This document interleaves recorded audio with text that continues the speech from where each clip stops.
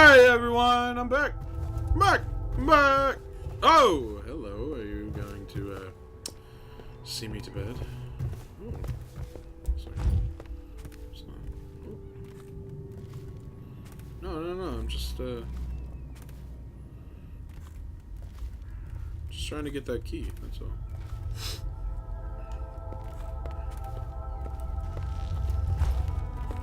What is that?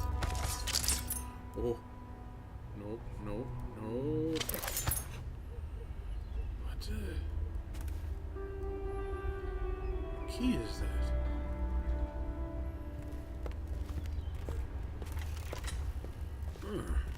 Won't let me get it. Anyway, I'm gonna go to bed. And absolutely nothing strange is going to happen, right? Yeah. I'll go to sleep. Go to sleep somewhere else. Nothing's gonna happen at all. What was that? Ah, nice restful sleep where nothing strange has happened in the slightest. And oh, who could have foreseen this?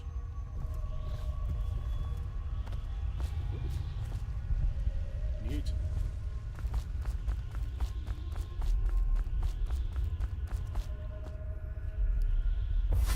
Hello, Corvo. Hello, creepy man. Your life has taken a turn, has it not? The Empress is dead. Her precious daughter Emily is lost somewhere in the city, and you will play a pivotal role in the days to come. For this, I have chosen you and drawn you into the void. Oh, thank you. I am the outsider, and this is my mark. There are forces in the world and beyond the world. I'm getting that as a Great tattoo. forces that many call magic. And now, these forces will serve money. your will. Use this newfound power. My gift to you. Not on my hand, though. Come find me. Alrighty. Love that design. Press the tutorials of the name. This game is so good with them sometimes, and then other times I don't know. Like they don't need to do that. It says right on my screen how to use it. Whoosh. Well, that brings up memories. See? Piero, spiritual remedy.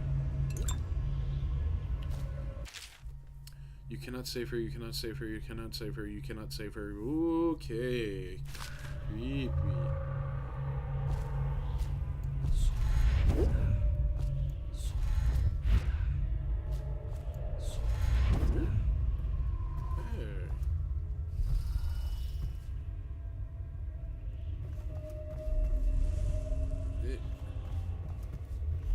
This is cool. I like when games do this, where they freeze things in place like that, and you can walk around it. I don't know. It's black crab, fish, whale oil, river crust. Emily's letter. Corvo, I am very sad. They say that you're dead like Mother, but I'm going to put this note in a bottle and throw it into the river, because I do not believe them. Living here is very strange. I do not like it, so please, come for me if you can. I'm coming, Emily. Don't you worry. Can I go there? I can. What is this? Oh, it's Lord Regent. And he plays with toys.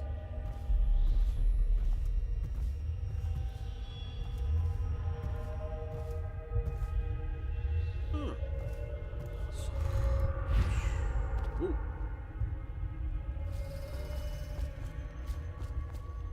People with the plague being shot by things that look like they're straight out of Half-Life. Because the game was designed artistically by the same people. Nick! Stop playing War Game!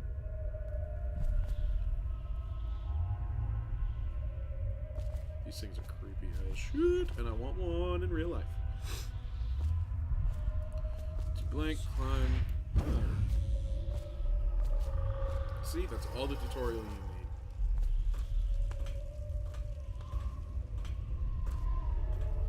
need to interrupt my game. Is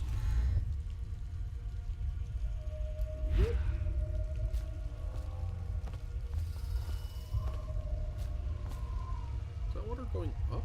Oh, so it is. Into a sky of fish. Uh-huh. In the days that follow, your trials will be great, Corvo. Go on. Seek the ancient runes bearing my mark in the lonely places of your world, and at shrines raised in my name. Okay. These runes will grant you powers beyond those of other men. Uh-huh. To help you find these runes, I give you this, the heart of a living thing, molded by my hands. Cool. With this heart, you will hear many secrets, and it will guide you toward my runes, no matter how they may be hidden. Listen to the heart now, and find another I rune. love the heart.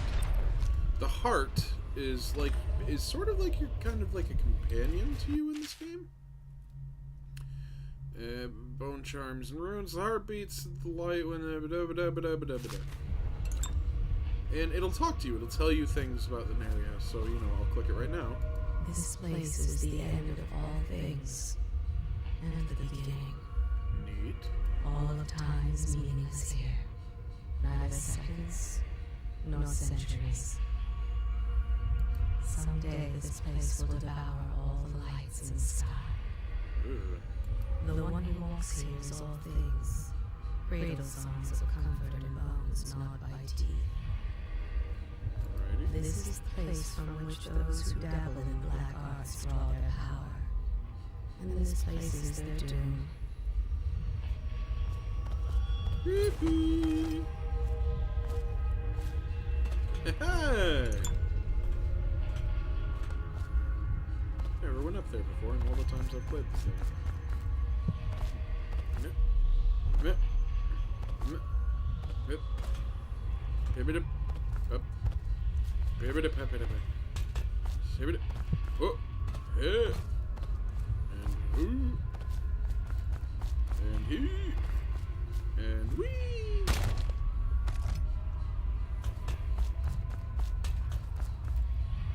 Oh, neat. I love ethereal things like this. Makes me so happy. Oh, oh, that's disorienting. Woo! Oh, that almost knocked me right off the edge. I can feel a great age ending.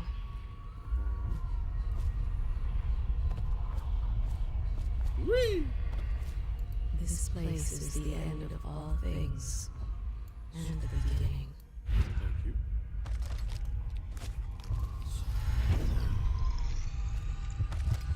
All of time's meaningless Oh, you're here. not going to say anything special about Neither that. seconds, nor centuries. And now we got a rune.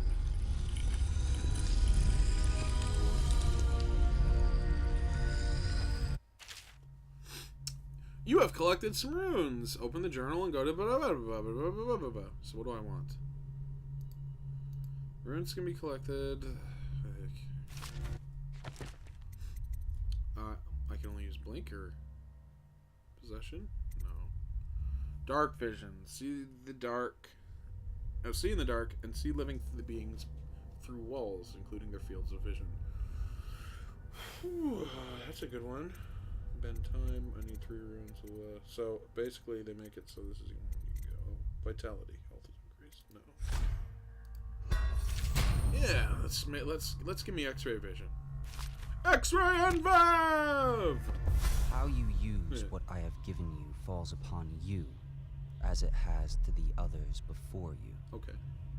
And now I return you to your world, but know that I will be watching with great interest. So, are you like a god or the god or powerful practitioner of dark magics?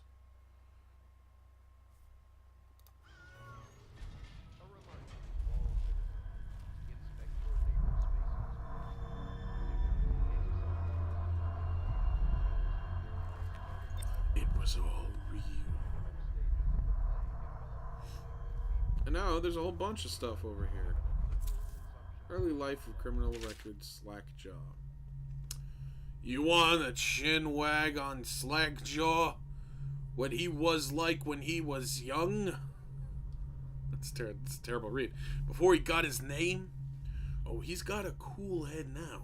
But it weren't always like that in the days before he was boss of the Bottle Street gang. Time was, young Slackjaw wasn't such a reasonable man. Like most of us, he grew up on the streets, running with a pack of ragamuffins. Oh my god, this is and avoiding the low pension whatever he needs. Oh, law pension, not low. Dark-haired and dark-eyed, smoking a pipe by the age of 10. For them, born into the brothels or coming from the orphanages. Oh, it was either the gangs or working with the mudlarks, and no one wants that. Some got pressed into the Navy, but or put down in the mines run by the Pendleton or Boyle families. As hard as it was on the streets, as hungry as we all got, at least we was free. By the time we weren't little uns anymore, I almost said onions, Slackjaw was one to watch, usually calling the shots. When he took down a farmer's cart or sidewalk street vendor, he'd come up with a plan, give everyone some part to play, and decide on the split.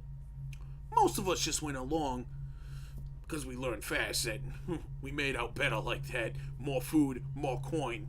Plus, none of us wanted to deal with Slackjaw when he was in a rage. He worked on a couple of big jobs with Black Sally across town, and that was enough to get the attention of the other bosses. He wasn't just a street kid anymore. Now he was on up and comer. He was, and the A's in this look so much like the O's, which meant trouble. Another guy who fancied himself as such was Mike the Fish, who was working his way up running the protection racket among the factory women. One fine evening, we're all taking in the body show at the theater house. Mike the Fish and his lot are there in the cheap seats too, just down the aisle from us. Mike gets a wild idea.